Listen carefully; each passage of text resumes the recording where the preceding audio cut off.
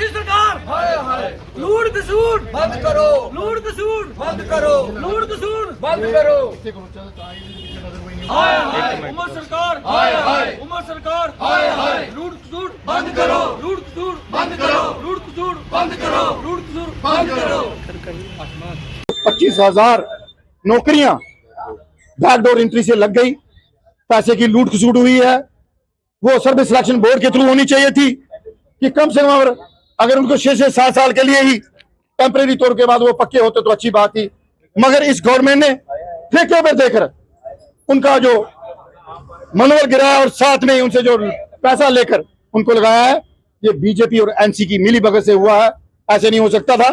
अंदर खाने से ही पिछले 2-3 महीने से शुभ गांठ आ रही थी, अब तो क्लियर हो रहा है कि 25,000 नौकरियां वो दे चुके हैं और सकीना होती जी उसके ऊपर सफाई दे रही है और पीडीपी के ऊपर जो इल्जाम लगा रहे हैं, सबसे पहले उनको देखना चाहिए उमर सरकार के अपने मंत्रियों को और अपने एमएलए को कितनी नौकरियां बांटी है।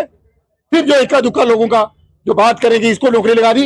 हम ये कह रहे हैं कि 2, 4, 10, 100 होती तो बात लगा है। 25,000 नौजवानों को भविष्य अंदर डाल दिया, जो डिजर्व करते थे उनको नहीं मिली। और आज भी ये कहते हैं कि जो 75,000 नौकरियां बकाया है, जो उमर साहब ने कहा था 1 लाख नौकरी देंगे, जो 75,000 बची है उनको भी सर्विस सिलेक्शन बोर्ड के थ्रू नोटिफिकेशन देकर तो नौकरियां लगानी चाहिए। ऐसे नौजवानों को इस भविष्य के साथ नहीं खेलना चाहिए। Thank you. लेबर हैं उन लोगों को हम आते ही इस गवर्नमेंट में लगाएंगे।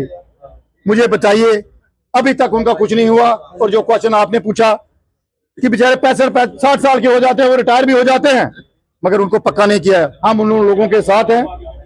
पीपल्स डेमोक्रेटिक पार्टी पहले भी उनके साथ थी, आज भी उनके साथ है।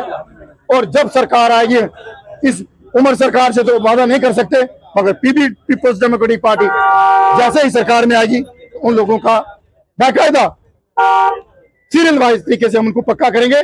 मगर शर्म आती है जिन लोगों ने इनको ये बात दी थी कि सरकार में आते हैं उनको लोगों को पक्का किया, और उनमें हमारे जम्मू कश्मीर के जो बीजेपी के लोग हैं उनके साथ धरनों में बैठ के कहते थे हम आपको पक्का करेंगे। ये क्वेश्चन आपका उसी को जवाब है। आज उनसे पूछना चाहिए कि वो मर क्यों रहे हैं और उनको पेंशन क्यों नहीं लग रही।